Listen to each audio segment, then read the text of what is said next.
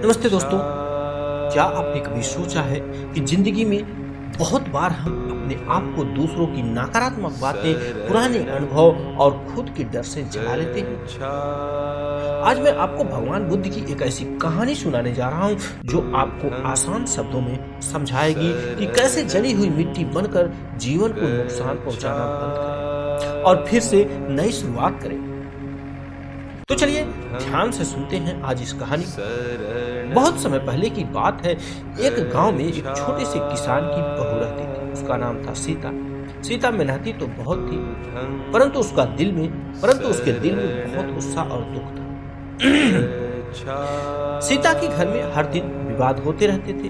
पति, सास और घर के अन्य सदस्य उसकी गलतियां बताते। धीरे धीरे सीता का मन बहुत उदास और दुखी हो गया। वह अपने आप को, अपने पूरे परिवार को, वह अपने आप को और अपने पूरे जीवन को एक तरह से जली हुई मिट्टी समझने लगी। एक दिन वह भगवान बुद्ध के पास आई और आंसुओं से भरी आंखों से बोली, हे भगवान, मैं बहुत दुखी हूँ। मेरा जीवन जली हुई मिट्टी की तरह हो गया। अब मैं अच्छा कुछ नहीं कर सकता। हर तरह से लोग मुझे नीचा दिखाते रहते हैं। अब मैं केवल दुख ही बांटती रहूं क्या? बुद्ध जी ने प्रेम से सीता की आंखों में देखा और बोले, सीता, तुम खुद को जली हुई मिट्टी को मत समझो। सोचो, जब मिट्टी को आग लगती है तो वह जलकर राख बन जाती है, पर क्या तुमने कभी सोचा है इस राख से नई मिट्टी भी बनती है।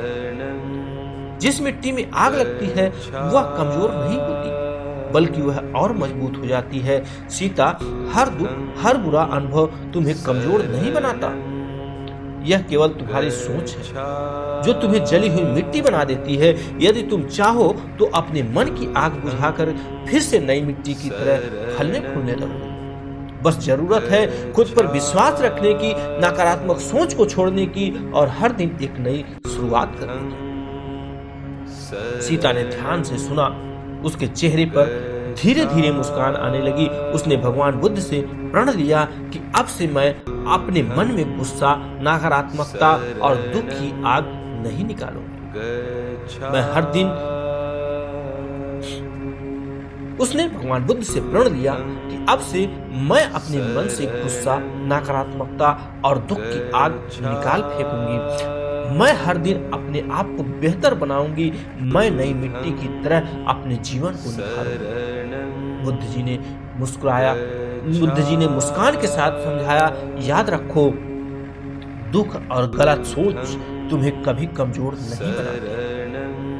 असली कमजोरी वही है जो तुम खुद को जली मिट्टी हुई मानने लगते हो।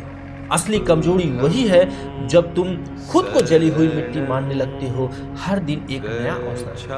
याद रखो, हर दिन एक नया अवसर है। हर दिन एक नया सूरज है जिसे हर सकारात्मक सोच और अच्छे कर्मों से सजाया। सीता ने समय के साथ खुद को बदला। उसने घर में प्रेम, सेवा और समझदारी का रिश्ता सुधारा।